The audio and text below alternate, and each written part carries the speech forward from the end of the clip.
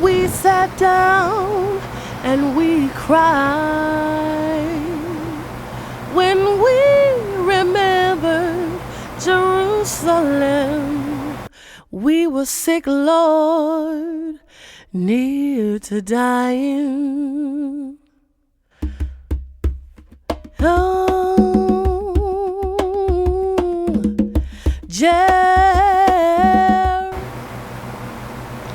Hallelujah. Hallelujah. Giving all praise and honor to Jehovah, the God of the universe, the creator of all things, and thanking him for the opportunity to call upon his name and acknowledging him as the one that has done all things.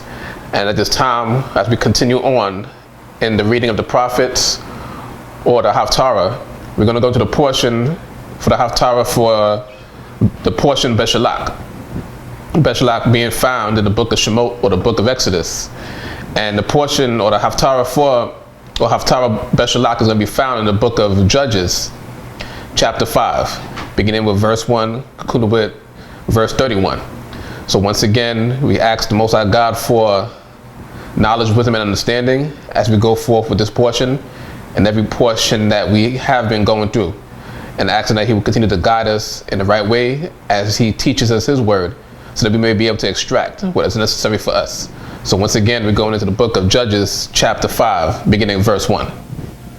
We're in the book of Judges, chapter 5, starting from verse 1. Hallelujah. Hallelujah. Then sang Deborah and Barak the son of Abinoam on the day, saying, Praise you, Jehovah, for the avenging of Israel, when the people willingly offered themselves.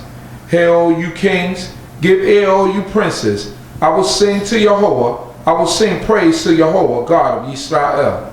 Jehovah, when you went out of Seir, when you marched out of the field of Edom, the earth trembled and the heavens dropped. The clouds also dropped water. The mountains melted from before Jehovah, that Sinai before Jehovah, God of Israel. So this chapter here is known as, or popularly known as, the Song of Deborah. Deborah being a prophetess among the children of Israel. And as this is in the book of Judges, this is during the period of the Judges, before there was a king over the nation of Israel.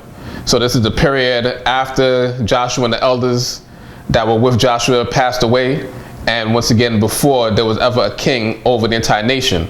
So there were judges that were ruling amongst the children of Israel in various locations. So individual tribes had judges, or individual families amongst the tribes had judges of their own. So now, once again, this is the period of Deborah the prophetess, who, as going back into Judges chapter 4 and speaking to Barak, who was of the tribe of Naphtali, we see that Deborah, who was also known as a judge in Israel as well as a prophetess, judged and prophesied in the territory of Naphtali.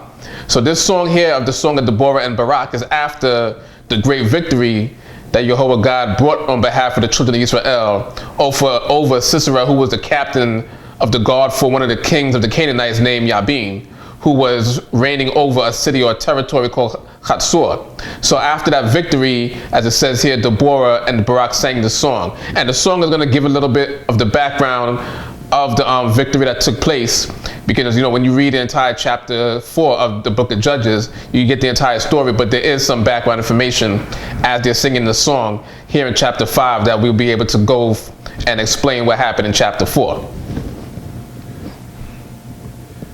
Verse 6. In the days of Shamgar the son of Anath, in the days of Yael, the main roads ceased, and travelers walked through crooked back roads. The inhabitants of the villages ceased. They ceased in Yisrael, until I, Deborah, arose, a mother in Yisrael. They chose new gods. Then was war in the gates. Was there a shield or spear seen among 40,000 in Yisrael?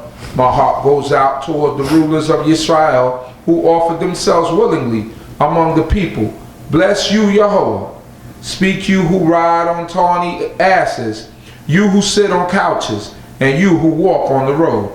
Louder than the voices of the archers in the places of the drawing water. They recite the righteous acts of Jehovah, the righteous acts towards the inhabitants of his villages in Yisrael, when the people of Jehovah go down to the gates. Awake, awake, Deborah, Awake, awake, utter a song. Arise, Barak, and lead away your captives, you son of Abinoam. So now the song did begin with praise unto Jehovah God, and explaining that, just his might and his power, and explaining who the song was actually dedicated to. And then it goes on to talk about the situation that was happening amongst the children of Israel during this time, where the Canaanites were still dwelling in the land. And this, once again, this portion of land, or this amongst the tribe of Naphtali, as it says, because the Canaanites were heavy and were strong over them, there was hardly anybody in the way, passing by on the roads, because they knew that they would get swept up by the Canaanites. That's how much of a stronghold the Canaanites had in this portion of land at this time. So it said until Deborah the prophetess arose, or Deborah also the judge arose, then Jehovah was, showed forth his might and the victory, because it was through him alone, because it mentioned that there were no weapons amongst the children of Israel. So in order for this victory to go against this great army of the Canaanites, it had to be at the hand of Jehovah God alone, because once again, as it mentions, the children of Israel, they had no weapons, which is one of the reasons why the Canaanites were able to have that stronghold over the children of Israel. And this was basically all throughout the land. Even though this portion is only talking about amongst the tribe of Naphtali and the land that they were in, and the territory of Chatzor, the city that's amongst them, where once again King Yabin was, was the king of the Canaanites, was ruling out of that city over the tribe. But all throughout the land of Israel, there were no weapons found, so therefore foreign nations were able to take hold of the children of Israel. But once again, it was when Deborah the prophetess arose, when the Most High God called her, and then as it says, towards the end of this section, when Barak arose, because Jehovah God is the one that sent Deborah the prophetess to speak to Barak and to tell him that he was to amass an army to fight against Sisera's army. Once again, Sisera being the captain of the host for King Yabin's army. So because, the Most High God roused up Deborah and told her to speak to Barak, that's when, the Most High God was about to show his might and his strength on behalf of the children of Israel. Verse 13, then he made him who remains have dominion over the nobles among the people. Jehovah made me have dominion over the mighty. Out of Ephraim was there a root of them against Amalek. After you, Binyamin, with your tribes, from my care came down leaders of Zebulun, those who handled the marshal's staff. And the princes of Yissaschar were with Deborah, Yissaschar and also Barak. Into the valley they rushed forth. So now what it's saying here is that once the Most High God spoke to Deborah and told Deborah to speak to Barak, and once Barak went forth to gather his army, because in chapter 4, Deborah told him, raise up, an army out of the tribes of Naphtali and Zebulun. So that's what Barak did. Barak was reluctant to go without Deborah the prophetess, if, going back to chapter 4, where he told her that he wouldn't go forth into the battle unless she went with him. And she told him in return that, there will be victory, but the victory will be done at the hand of a woman, because Barak didn't want to go to the battle alone, as he was commanded to do by the Most High God. So as Barak, was mounting up his army, this portion of the song is saying basically there were other tribes that wanted to join up, because in their territories, the other tribes was subjugated by foreign nations. Ephraim, as was subjugated by Amalek, and on the other side of the river, you had part of the tribe of Manasseh, which is where Machir comes from. So they crossed the Jordan River in order to help the Naphtalites and the Zebulunites in their war. Zebulun, as it says here, was already part of the war. And Yissaschar as well, they joined into the battle, because they wanted to make sure that when this victory is performed, it would be able to help the entire nation. So it wasn't just, even though one tribe was subjugated by one particular king of the Canaanites, other tribes wanted to join in to help the cause, because they got that spirit of the Most High that came upon them. Even though they were not called into the battle, they decided to join in the battle, because they know in the long run, the Most High God will also help them in their battles in their particular territories. The middle of verse 15. At his feet, in the divisions of Reuben, great were the resolves. Why then did you sit among the sheepfolds to hear the bleating of the flocks? For the divisions of Reuben, there were great searchings out of heart. Gilead dwells beyond the Jordan. And why did Dan remain by the ships? Asher continued on the seashore and abode by his bays. Zebulun was a people who risked their lives to the death, and Naphtali likewise on the high places of the field. So it now talks about the tribes that didn't help in the cause. The previous part of the song mentioned the tribes of Ephraim joining in, the tribe of Manasseh joining in, the tribe of Issachar joining in. But now this portion of the song is asking, why did the Reubenites stay back?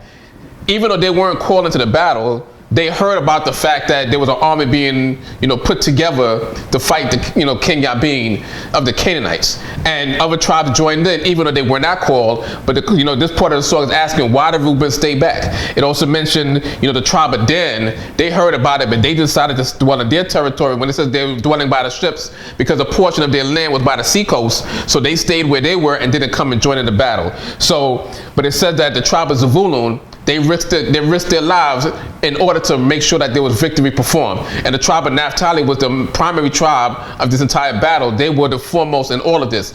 So once again, going back to chapter 4, the tribes of Naphtali and the tribes of Zebulun were the ones that were mainly called, but there were other tribes, as the song is saying, that joined in.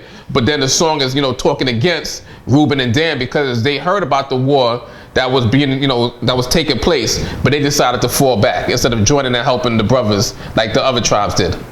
Verse 19, the kings came and fought. Then fought the kings of Canaan and Taanach by the waters of Megiddo. They took no gain of silver. They fought from heaven. The stars in their courses fought against Sisera. The brook of Kishon swept them away. That ancient brook, the brook Kishon, oh, my soul, march on in strength. So what it's saying is that even though there was a fight with the tribes of Naphtali and Zebulun against King Yabin, other kings of the Canaanites were helping King Yabin. So the same way that there were tribes in Israel that were helping the Naphtalites and the Zebulunites, there were kings of the Canaanites that were helping. But it's basically saying, continued on when it says that the stars fought from heaven against Sisera, who was the captain of the army at this time for the Canaanites. That is basically saying that God is turning heaven and earth at this time against Sisera. So there was no power in the hand of Sisera to help him, to win this war, because the Most High God turned everything around, or everything in the heavens and above and the earth beneath once again against Sisera. So, the battle wasn't won by the Israelite army themselves. It was won by Jehovah God, by him, put it forth. Because once again, the Israelites didn't have many weapons. They might have had numbers of people to counterattack in this war, but they had no weapons to counterattack the weapons of the Canaanites, who had chariots and horses and all of their great weaponry. But it was Jehovah God who can fight against all manner of weapon and all manner of horses. Verse 22, then did the horse hoofs beat from the frantic galloping of his mighty ones.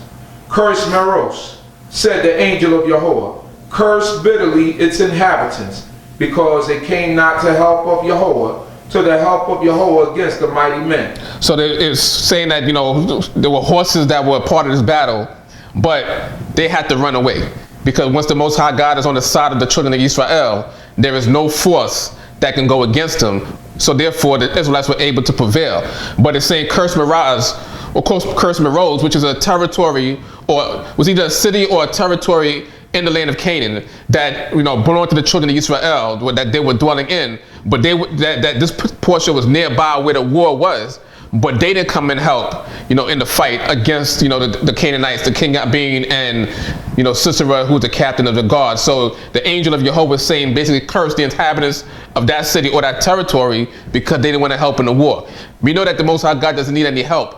But when we see things that are happening, the Most High God is moving, certain things in a certain direction, it's incumbent upon all of us to help, especially among the children of Israel. When we see things are going in a particular direction and we know that the Most High God is blessing it, it's incumbent for all people to help with that struggle and with that cause. And in this case, it was a cause where it was life and death, because it was an actual physical war going on at this time.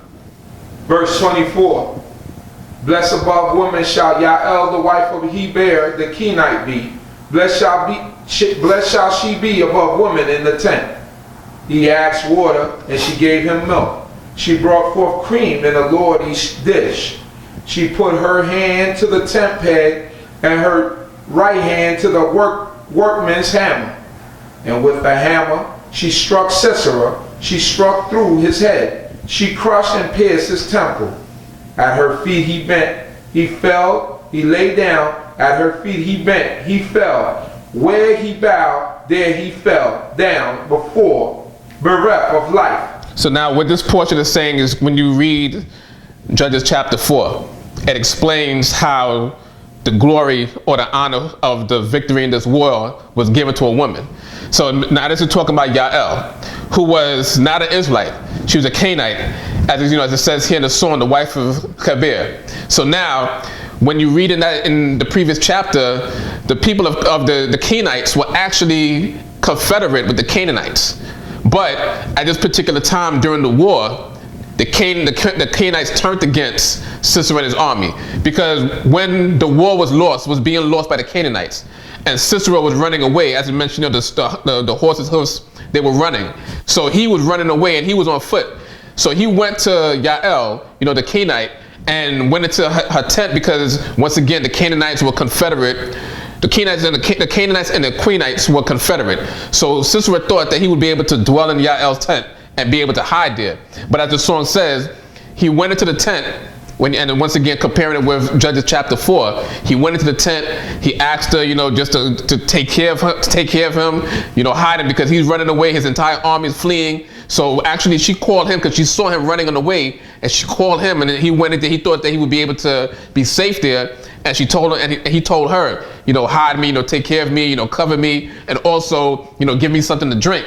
And instead of giving him water, which is what he requested, she gave him milk, which is something that, would make him sleepy, basically. So he drank the milk, he got comfortable, he was covered up as he's hiding in the tent, and he laid down to sleep. And as the story goes, when you read in chapter 4 once again, she took a tent peg and a hammer, and while he was sleeping on the ground of the tent, she basically, hammered his head in with the tent peg, and killed him there.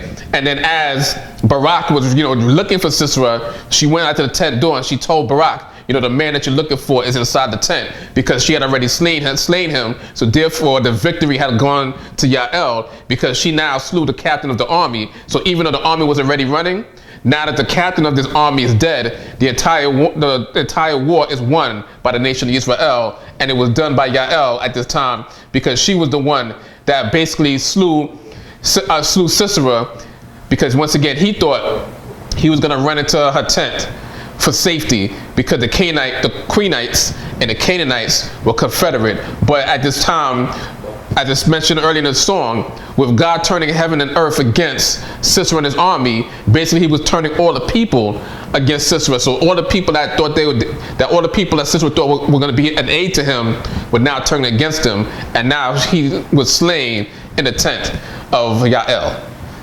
Verse 28. The mother of Sisera looked out the window and cried through the lattice, "Why is his chariot so long in coming? Why do the hoofbeats of the chariots tarry?" Her wise ladies answered her. She even answered herself, "Have they not found booty? Have they not divided the plunder? To every man a maiden or two, to Sisera a booty of diverse colors, a plunder of many colors, needlework, dyed double work garments for the necks of those who take the plunder." So now this part of the song is, a parable, because it's saying that Sisera's mother, she's used to him going forth to fighting battles, coming back quickly. Even though battles went hand to hand, the battles that might have taken days or weeks, but this was a long time she was waiting for it, because the word didn't reach Sisera's mother and the city that she was dwelling in, that the Canaanites actually lost this war. So she's sitting, in her house, and she's looking out the window, wondering why is it that he hasn't come back yet. But her servant women are comforting her, saying that, basically he must be, taking extra spoil in this particular war, because he's not known for taking any losses. That's how he became captain of the guard, or the captain of the host for this Canaanite army, because he was known for never taking any losses. So now his mother's wondering why he's coming back so long. And once again, her servant is saying, comforting her, saying, it's because he must be this war must have been so great that he was able to get a good amount of spoil. You know, they're taking gold, they're taking silver, they even taking women, you know, 2 women for a man at this point for everybody in the army, because they're trying to comfort his mother who's looking out and she's worried, but they're trying to strengthen her. But actually the war was actually won by Jehovah God on behalf of the children of Israel at this point. Verse 31. So let all your enemies perish, O Jehovah, but let those who love him be as the sun when he goes forth in his might, and the land have rest 40 years. Hallelujah. Hallelujah. So the end of the song is saying that anybody that wants to turn against Jehovah, all of his enemies will be destroyed. All of those that would go to the aid of any war of Jehovah, let them be blessed. So those that will go against Jehovah once again will be cursed, and those that will help the cause of Jehovah will be blessed. So this is something that we can learn, you know, not only in physical war, but also in the spiritual warfare, that we have to be on the side of Jehovah God, and all of those who are on the side of Jehovah, even in that spiritual warfare, will be blessed, and those that would try to go against Jehovah God will be cursed. So it's incumbent upon all of us to help in any struggle that will help uplift and glorify the name of Jehovah, because once again, at the beginning of the song, it mentions that the glory of the Most High God, and even talked about those that willingly, you know, gave themselves over to the fight or to the struggle, let them be blessed. So when all the people would turn to the side of the Most High God, let them be blessed. And the last line, which is actually not part of the song, but part of just the book of Judges itself, saying that after this particular war, the land was quiet for 40 years because the Canaanite army was subdued. So therefore, the children of Israel had no worries. And the judges that were among the children of Israel were able to judge in peace because there were no wars for 40 years. So we thank the Most High God for the opportunity to even learn about this portion, to learn of the history. And the correlation with Beth Shalach is that when we read the portion Beth Shalach in the book of Exodus or the book of Shemot, after the children of Israel crossed the Red Sea, that they sang a song in Exodus chapter 15. So the correlation is just a song of praise from the children of Israel once the Most High God has won a battle on their behalf. So thanking the Most High God for fighting our battles for us, and praying that he will continue to strengthen us and be with us. Hallelujah.